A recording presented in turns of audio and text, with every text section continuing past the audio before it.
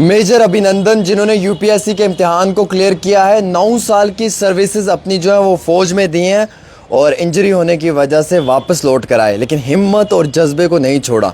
उसके बाद लगातार मेहनत की और बिल आखिर जो है वो यूपीएससी के इम्तिहान को क्लियर किया है अभिनंदन जी ने, जिनका ताल्लुक़ जम्मू के अखनूर से है और काफ़ी काबिल तरीन इंसान है।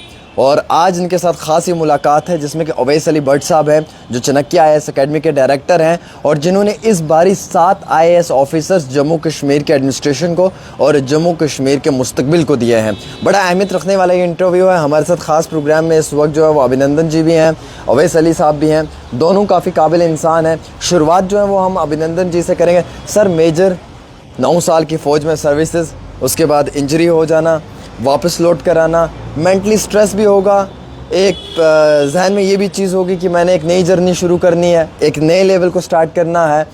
तो सर, ये कितना डिफ़िकल्ट चैलेंज था आपके लिए और यूपीएससी के इस इम्तिहान को क्रैक करने में किस तरीके से आपने जो है वो अपने मन को बना लिया और अपने जहन को जो है वो इस तरफ किया? जी, सबसे पहले अगर बात करें डिफ़िकल्टी की, जी सर, तो डिफ़िकल्टी उस वक्त तक थी जब तक इंजरी के बाद वो डिसीजन नहीं लिया था कि सिविल सर्विसेज की तैयारी करनी है। सर, एक बार डिसीजन ले लिया कि सिविल सर्विसेज की तैयारी करनी है सर, तो वो परमानेंट था कि अभी यहाँ से पीछे मुड़ के नहीं देखना है। सर, जहाँ तक रही बात स्ट्रेस की, तो मे भी वो फ़ौज का नतीजा है या over a period of time फ़ौज में रहने के कारण वो माइंडसेट इस तरह का है कि स्ट्रेस कभी होता नहीं।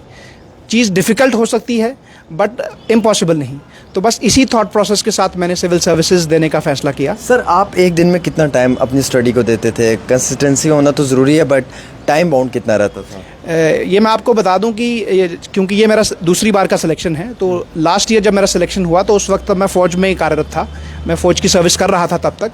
तो मेरा जितना पढ़ाई मैंने करा है, जो मेन मेरा, वो मैंने आर्मी के जो ड्यूटीज़ है उसके साथ रहते हुए करा है।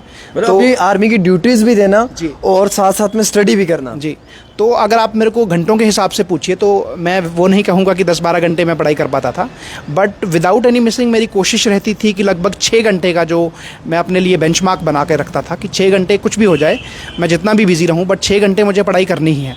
तो वही 6-8 घंटे की रूटीन जो मैंने लगातार फॉलो करी, तो आई थिंक उसी का ये नतीजा रहा है। सर, क्वालिटी वर्क का होना बड़ा इंपॉर्टेंट है इस पूरे इम्तिहान में। क्वालिटी वर्क को कैसे सर आप एक्सप्लेन करेंगे और क्वालिटी वर्क किस तरीके से अपने अंदर लाना चाहिए? सर जी, क्वालिटी वर्क के साथ साथ मैं यहाँ सिंप्लिसिटी की बात करना चाहूँगा। आप क्वालिटी तभी इंश्योर कर पाएंगे जब आपके दिमाग में जो आपका प्लान ऑफ एक्शन है वो बिल्कुल सिंपल है। एग्जाम्पल के तौर पे मैं आपके व्यूअर्स को ये समझाना चाहूँगा, सपोज़ जैसे अभी जीएस की तैयारी कर रहे हैं आप, जीएस में 7-8-10 सब्जेक्ट्स हैं आपके, तो मेरा स्ट्रैटेजी ये रहता था कि मैं हमेशा सिर्फ at any given point of time सिर्फ एक सब्जेक्ट पे फोकस करता था। तो उससे क्या है कि मैं अच्छे से प्लानिंग कर पाता था और उसके चलते मुझे कभी ये नहीं था कि दूसरा सब्जेक्ट मिस हो रहा है। तो मैं अगर 3 दिन का या 4 दिन का मुझे एक सब्जेक्ट का टारगेट बना रखा है, तो सिर्फ सिंगल माइंडेड फोकस होने के कारण वो जो क्वालिटी है वो ऑटोमेटिकली आ जाता था, क्योंकि दिमाग में कोई टेंशन नहीं है, बिल्कुल सिंप्लिसिटी है कि ये एक रास्ता है, बिल्कुल आराम से और एक ही डायरेक्शन में काम करना है, ज़्यादा कन्फ्यूजन और कॉम्प्लेक्स नेटवर्क नहीं बनाना है। हाँ सर, आप ज़्यादा ऑनलाइन एजुकेशन प्रेफर करते थे, ऑफलाइन एजुकेशन प्रेफर करते थे और फ़ौज में अपनी ड्यूटी को सर्विसेज देना, क्या कोई गुरु था जिसके पास पढ़ते थे या आप खुद के ही खुद गुरु थे? मैंने ज़्यादा क्या सारी पढ़ाई मैंने अपने खुद से ही करी है। बेसिक बुक्स की एक बार मैंने लिस्ट तैयार कर ली और फ़िलासफ़ी मेरा ऑप्शनल था। फ़िलासफ़ी की जो बेसिक बुक्स हैं वो मैंने टॉपर्स की वीडियो देख के एक बार फाइनलाइज़ करने के बाद ऑनलाइन मैंने सिर्फ करंट अफेयर्स का रेफरेंस यूज़ करा है। अदरवाइज़ किसी से गाइडेंस की अगर बात करी जाए या किसी से कोचिंग की बात, तो ना ही मुझे वो मौका मिला और ना ही मुझे ज़रूरत महसूस हुई। सर, आप क्या टिप्स देना चाहेंगे जम्मू कश्मीर के बच्चों को, ख़ास तौर के ऊपर इस इम्तिहान को क्रैक करने के लिए? कई बारी मन में आता है सर कि बस आप थक चुके हैं, हार चुके हैं, नहीं होगा, रह जाते हैं, ड्रॉप बंद उनका हो जाता है सर इंटरव्यू में जाके। तो मेन कौन से ऐसे टिप्स पॉइंट्स हैं जिनके ऊपर उन्हें जो है वो फोकस करना चाहिए? सबसे पहले तो ये है कि निराशा आना लाजमी है, बट मैं फिर भी ये कहना चाहूँगा कि यदि आप सिविल सर्विसेज की तैयारी कर रहे हैं तो आप देश के उन चुनिंदा लोगों में से हैं जिन्होंने कॉन्स्टिट्यूशन पढ़ा है, जिन्होंने हिस्ट्री पढ़ी है, जिनको वो नॉलेज है जो शायद बाकी के 95% लोगों को नहीं होगी। तो उस चीज़ के लिए आपको अपने आप पे गर्व होने की ज़रूरत है। दूसरी बात ये है कि जहाँ तक रही बात निराशा की, जो कि रिज़ल्ट्स में अनसक्सेसफुल होने के कारण आती है, तो वो आना लाजमी है, बट उसके बावजूद आपको ये चीज़ दिमाग में और जहन में ये रखना है कि जब तक फेलियर आएगा फेलियर का आना लाजमी है, बट फेलियर वो पेडेस्टल है, वो एक पायदान है जिसके बेसिस पे ही सक्सेस बनेगी। वो बहुत ही शायद इस एग्ज़ाम में खासकर अगर यूपीएससी की बात करें तो बहुत ही लिमिटेड ऐसे बच्चे होंगे जो फर्स्ट अटैम्प्ट में या सेकंड अटैम्प्ट में निकाल पाते हैं। बाकी इस एग्ज़ाम की रिक्वायरमेंट इस तरह है कि इसको समझने में वक्त लगता है। सर फैमिली का कितना बड़ा रोल रहता है सर? देखो, फैमिली का रोल बिल्कुल रहता है, और ख़ासकर मेरे केस में तो ऐसा था कि क्योंकि मेरा ज़्यादातर वक्त फ़ौज में रहा, तो मैं फैमिली की बात करूं तो मेरी एक्सटेंडेड फैमिली जो कि मेरी यूनिट्स थी, मेरे जो सीनियर्स थे, जूनियर्स थे, तो उन सब का रोल रहा, क्योंकि उन्होंने काफ़ी सपोर्ट करा। काम में ऑफ कोर्स जो काम था वो तो करना पड़ता था, बट बारिंग दैट मेरे लिए जितना हो सकता था तो वो एनवायरनमेंट एक इस तरीके का था कि काफ़ी सपोर्टिव था। अभिनंदन जी, आप सेटिस्फाइड हैं अपने इम्तिहान के इस नतीजे से, या फिर कोशिश करेंगे एक बारी?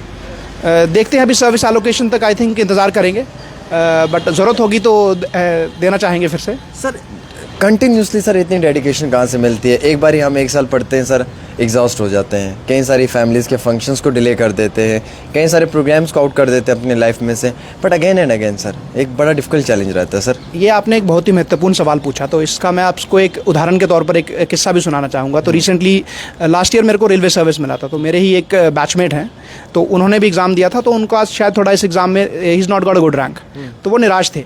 तो हम बातचीत कर रहे थे यही कि निराशा की कैसे फिर से वो किताबें उठाई जाएँ। तो इस पर एक पॉइंट ऑफ व्यू ये है कि आपका सक्सेस, अगर आप सिलेक्शन ऑलरेडी हो गया है तो आपके पास एक ऐसी जॉब है जो शायद लोग इसका सपना देखते होंगे। तो अगर आप एग्ज़ाम नहीं भी देंगे तो शायद ही ज़िंदगी में कभी आपको कोई सवाल करेगा कि आप फिर से एग्ज़ाम ना दें। बट बात उस चीज़ की है कि आप ये एग्ज़ाम अगर दे रहे हैं तो अपने मर्ज़ी से और अपने आप के लिए दे रहे हैं, कोई आपको फोर्स नहीं कर रहा है। तो यदि आपको कोई फोर्स नहीं कर रहा तो वो मोटिवेशन आपको अंदर से आएगी, क्योंकि आप चाहते हैं जिस चीज़ के लिए आप तैयारी कर रहे हैं और आप चाह रहे हैं, तो फिर वो कैसे हो सकता है कि आप उसके लिए डीमोटिवेट हो जाएं? तो वक्त लग सकता है, हो सकता है कि आप जैसे वो कहानी है कि एक खुदाई कर रहा है एक आदमी सोने की तलाश में, तो उसने 1000 बार खुदाई कर चुका है, बस एक बार वो बाकी है। तो अगर वो एक बार वो छोड़ देगा तो उसको नहीं किसी और को मिल जाएगा।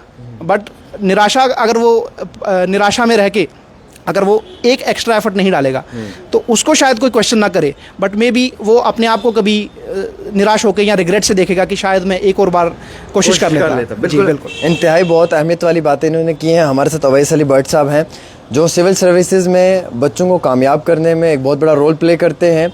और यानी कि पास्ट कि अगर हम सालों की बात करें, माजी के सालों की बात करें, तो कई सारे IAS officers, IPS, KS, KPS और कई सारे प्रोफेसर्स बनाने में भी इनका एक बहुत बड़ा रोल रहा है। अवैस साहब, बहुत बहुत शुक्रिया आपका वक्त देने के लिए। इस बार भी आपके इंस्टीट्यूट के और आपकी तकरीबन जो है वो जानिब से 7 सिलेक्शंस दी गई हैं। सर बहुत डिफ़िकल्ट इम्तिहान है ये और काफ़ी ज़्यादा बड़ा चैलेंज रहता है एस्पिरेंट्स के लिए भी और आपके लिए भी। तो 7 सर, ये तो एक बड़ा, मैं कहूँगा बहुत बड़ी फिगर है। किस तरीके से आप ये सारे चैलेंज पूरा करते हैं? नहीं, जैसे थैंक यू सो मच। ये जैसे मेजर अभिनंदन है, या इनको हमने इनवाइट किया है इस प्रोग्राम में। आज प्रोग्राम रखा हुआ है हमने बच्चों के साथ। प्रोग्राम रखने का कारण ये है कि ये एक बहुत बड़ा एग्जाम्पल है डिसिप्लिन का। इस एग्ज़ाम में आप 9 साल का सर्विस, एक्स आर्मी मैन, उसके बाद आप सिविल सर्विसेज में जाते हो। सिविल सर्विसेज जो toughest exam of the country है। 9 साल के बाद आप तैयारी करते हो और उस एग्ज़ाम को 2 बार क्रैक कर लेते हो। मुझे लगता है इससे बड़ा कोई उदाहरण नहीं हो सकता एक बच्चे के लिए। और that is why I have requested him to come and speak to the students. उनको एक इंस्पिरेशन मिलेगी। मतलब इसमें आप आधे रास्ते से पीछे नहीं हट सकते हो। ये 9 साल का एक जर्नी है। आज के दिन में ये सिविल सर्वेंट है, कल को हो सकता है एक और अटैम्प्ट ले ले रैंक इम्प्रूवमेंट के लिए। मतलब इससे ज़्यादा कोई बेस्ट एग्जांपल इन बच्चों के लिए हो नहीं सकता कि कंसिस्टेंटली आपको डिसिप्लिन के साथ इसको चलना चाहिए। सर आपकी सक्सेस, आपकी मोटिवेशन, आपकी डेडिकेशन का क्या राज है सर? हर साल जम्मू कश्मीर के फ्यूचर को, हर साल जम्मू कश्मीर के एडमिनिस्ट्रेशन को इतने बेहतरीन और काबिल ऑफिसर्स आप देते हैं सर। किस तरीके से हो पाता है सर? यहाँ पे तो इतने सारे इंस्टीट्यूशंस हैं सर, मैं देख रहा हूँ शहर में, जहाँ पे 2-2 ऑफिसर्स का भी आना बहुत मुश्किल होता है, एंड फिर 7 ऑफिसर्स, 8 ऑफिसर्स। देखिए, आपके सामने एग्जांपल है मेरी इंस्पिरेशन। मतलब ये सिर्फ स्टूडेंट्स की इंस्पिरेशन नहीं है, ये मेरी इंस्पिरेशन है कि आप चीज़ को मतलब डिसिप्लिन के साथ करते रहो, कंसिस्टेंसी के साथ करते रहो। यहाँ बच्चा आता है पढ़ने के लिए। बहुत सारे बच्चे हैं जो कंसिस्टेंसी के साथ नहीं पढ़ते, उनका सिलेक्शन नहीं होता। बट इसमें काफ़ी बड़ा चंक होता है कि जो लगातार तैयारी करता रहता है। 1 साल तैयारी किया, 2 साल तैयारी किया, हो सकता है उनको सिलेक्शन इमीडिएटली ना मिले।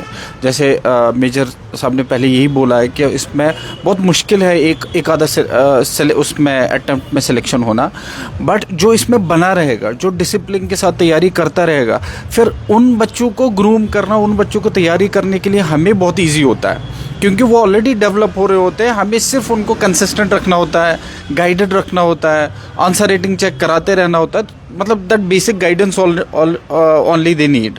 तो वो हमारे लिए बहुत इजी हो जाता है उनको गाइड रखना, बट ये एक बच्चे के हाथ में होता है। वो कंसिस्टेंसी, डिसिप्लिन, ये सारी चीज़ें फॉलो करता रहे तो वो हमारे लिए इजी हो जाता है। सर आपके प्रोग्राम्स क्या क्या रहते हैं एक साल के अंदर? कितने प्रोग्राम्स जो हम आप करवा रहे हैं इस वक्त में? टाइम बाउंड क्या रहता है? और ख़ास तौर के ऊपर जो ड्रॉपर्स हैं, जैसे इस बार मैंने सुना कि 4 से 5 वो बच्चे आपके इंस्टीट्यूट से ताल्लुक़ रखते हैं जो ड्रॉपर हैं, कैसे उन्हें मोटिवेट करेंगे एंड फिर से एक बार इस ट्रैक पे लाएंगे? हम जैसे 5 स्टूडेंट्स जो है इंटरव्यू दिए हुए हैं और उनका सिलेक्शन नहीं हुआ अनफॉर्चुनेटली, बट वो ऐसे स्टूडेंट्स हैं जिनका एक आधा बार, मतलब ये एक साल का उनका एक्सपीरियंस नहीं है, उनको 2-3 साल हो गए तैयारी करते हुए, और मुझे उनको मोटिवेट नहीं करना, वो मुझे मोटिवेट करते हैं कि हम बने रहेंगे, आप हमें ये और हेल्प करो। बिलीव मी, वो जैसे रिज़ल्ट आया दूसरे या तीसरे दिन हम वापस बात किए हैं और वापस हम जो है लाइंड अप हो चुके हैं कि हमें आगे प्री के लिए क्या क्या करना है। मैं ऑलरेडी तैयार हूं कि उनको मुझे किस किस तरह का फैसिलिटी देना है, उनको वापस प्री में कैसे बिठाना है। तो it's not a difficult task for them या फॉर मी। वो ऑलरेडी सर्विसेज में ऑलमोस्ट देयर, वो just it's a matter of time कि वो उनका सिलेक्शन कब होगा। बट ऐसे ही लोग, ऐसा डिसिप्लिन ही मुझे चाहिए होता है, यही मुझे मोटिवेट करता है। और जहाँ आप बोलते हो कि हम प्रोग्राम क्या क्या चलाते हैं, प्रोग्राम हम 1 ईयर, 2 ईयर, 3 ईयर प्रोग्राम चला रहे हैं, जिसमें कॉलेज गोइंग स्टूडेंट्स के लिए एक प्रोग्राम है, अंडर ग्रेजुएट्स के लिए मेजर साहब ने उनसे लास्ट टाइम इंटरेक्शन किया था। 1 ईयर प्रोग्राम है जो ग्रेजुएट लोगों का या मास्टर्स जिन्होंने ऑलरेडी किया हुआ उनके लिए हमने 25 मई, 25 जून, 25 जुलाई के हमने बैचेस ऑलरेडी अनाउंस किए हैं। They can come and take admission here. और हम ऐसी इंस्पिरेशन को उनके सामने रिक्वेस्ट इनको करेंगे और लाते रहेंगे ताकि वो मोटिवेट हो। ये हमारा सबसे बड़ा हमारे लिए इंस्पिरेशन है, और यही मोटिवेशन हम इनको रिक्वेस्ट करते हैं, उनके सामने चले जाता है, ये उनको मोटिवेट करते हैं। This is how it goes, मतलब इनकी जर्नी ऐसी चलती है। चलिए, बहुत शुक्रिया। इन साहब ने बहुत सारी चीज़ें जो हैं वो क्लियर की हैं, और अवैस अली साहब के चरकिया आईएएस अकेडमी की जानिब से हमेशा कोशिश रहती है कि जम्मू कश्मीर को एक बेहतरीन मुस्तकबिल दिया जाए, जम्मू कश्मीर को एक बेहतरीन फ्यूचर दिया जाए। और आज एक आर्मी के मेजर हैं अभिनंदन जी, मुझे बड़ा प्राउड फील हो रहा है कि हमारे देश के सेना के जवान हैं, जितना हिम्मत के साथ बॉर्डर पे खड़े होकर अपने देश की हिफाजत करते हैं, उतनी मेहनत से अपनी स्टडीज़ भी ये करते हैं। अवैस अली साहब ये वो शख्स हैं जिन्होंने आज तक जम्मू कश्मीर के मुस्तकबिल को 4 चांद लगाए हैं। और इन हाथों से वो डायलॉग सुना ना, कातिया मालूम नहीं कितने लोगों को जो है वो हथौड़ा तोड़ने पे मजबूर किया, लेकिन मैं कहूँगा कि इन हाथों से भाई साहब कितने सारे ऑफिसर्स जो हैं वो तैयार किए हैं। तो मैं तो मुबारकबाद पेश करूँगा अवैस भाई को भी, और मैं मुबारकबाद देना चाहूँगा अभिनंदन सर को भी। उम्मीद रखता हूँ कि ये एक डेडिकेशन के साथ अपनी सर्विसेज को अंजाम देंगे। फ़िलहाल आप तमाम लोगों ने इंटरव्यू देखा है, इस वीडियो को शेयर करें ज़्यादा से ज़्यादा। एक छोटी सी रिपोर्ट आमिर सुहेल के साथ।